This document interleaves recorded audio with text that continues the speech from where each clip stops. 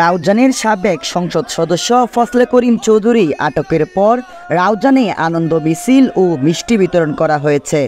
বৃহস্পতিবার সকালে পশ্চিম Gujra union BNP ও অঙ্গ সংগঠনের উদ্যোগে আনন্দ মিছিল ও আনন্দ সভা আয়োজন করা হয়।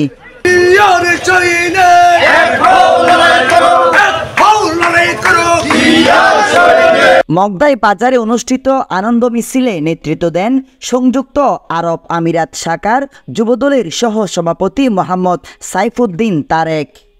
আজকের আন্দোলনে সকলের প্রচেষ্টায় এই সরকার দেশ ছেড়ে পালিয়ে গিয়েছে।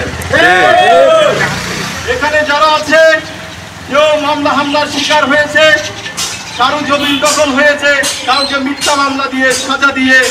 আনন্দ সভায় আরও বক্তব্য দেন বিএনপি নেতা মোহাম্মদ সিরাজউদ্দৌলা চেয়ারম্যান, স্বেচ্ছাসেবক দল নেতা আজম আলী, যুব নেতা আমির আলী, বিএনপি নেতা সলিমুল্লাহ খান, বশিরউদ্দিন খান, সোহেল বাদশাহ, আক্তার হোসেন, আব্দুর রশিদ, ছাত্রনেতা আব্দুল কাদের, নজরুল ইসলাম, আব্দুল করিম, নেসারুল হায়াত খান, হোসেন, জাহাঙ্গীর, সোহেল, আমজাদ, রবিন, পারভেজ, তারেক, হোসেন সওদাগর, শেখ মোহাম্মদ, দেলোয়ার, শাহাবুদ্দিন, ইলিয়াস, হারুন, ওসমান, নেজাম, জাফর, তানভীর, মোহাম্মদ মিয়া, রিফাত, ইলিয়াস সহ আরও অনেকে।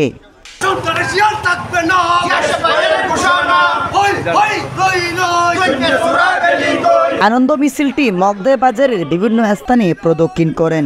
শেষে উপস্থিত সকলের মাঝে মিষ্টি বিতরণ করা হয়।